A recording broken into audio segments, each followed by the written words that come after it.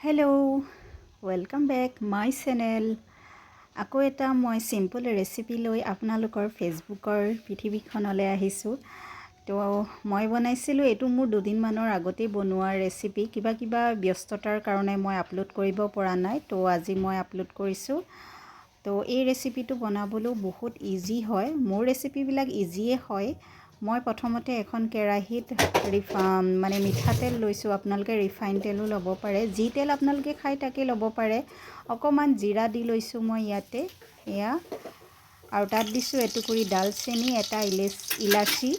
মই ধুনীয়াকৈ এইখিনি অকণমান ছ'টে কৰি ল'ম, এয়া। তাৰপিছত মই ইয়াতে পিঁয়াজ, মোৰ ইমানেই লৰালৰি টাইপ হৈছে নহয়, মই পিঁয়াজখিনিও কাটি ল'বলৈ টাইম নোপোৱা নিচিনা হৈছে। মই পটাপট তেলখিনিতে পিঁয়াজখিনি এনেকৈ কাটি দি লৈছোঁ। দুটা পিঁয়াজ মই পেষ্ট বনাই ল'ম, আৰু এটা পিঁয়াজ মই এনেকৈ টুকুৰকৈ কাটি লৈছোঁ। এইখিনি ভালকৈ অকণমান মই ভাজি ল'ম, এয়া।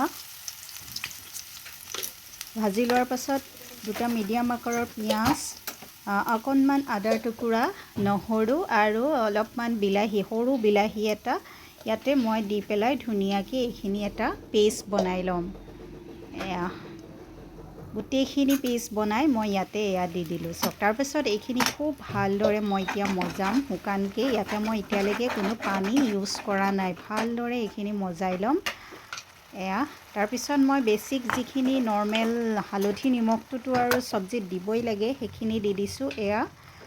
আৰু জাষ্ট অকণমান চব্জি মছলাটো দিছোঁ, একদম নামমাত্ৰ, আৰু ধনিয়া পাউডাৰ অকণমান দিছোঁ, এয়া।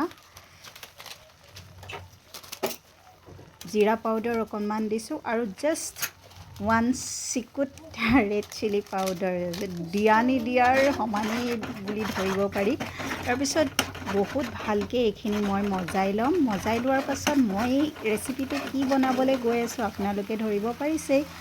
এতিয়া মটৰৰ ছিজন, ফ্ৰেছ মটৰ চাৰিওফালে এতিয়া ওলাইছে, তো মই ইয়াতে ইউজ কৰিম ফ্ৰেছ মটৰ। ৰেচিপিটো ঘুগনি টাইপৰ নিচিনাই হয়, খালি ফ্ৰেছ মটৰৰ পৰাই মই ইয়াতে বনাম।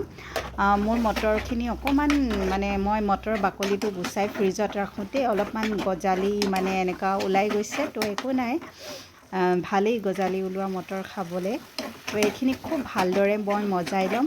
আৰু ইয়াৰ পাছৰ প্ৰচেছখিনি চাবলৈ আপোনালোকৰ মোৰ এই ভিডিঅ'টো শেষলৈকে চাব লাগিব। খাবলৈ বহুত টেষ্টি হৈছিলে, ৰুটিৰ লগত, পৰঠাৰ লগত, ভাতৰ লগত, পুৰিৰ লগত খাবলৈ বহুত টেষ্টি। পুৰিৰ লগততো বহুত ধুনীয়া হয় খাবলৈ।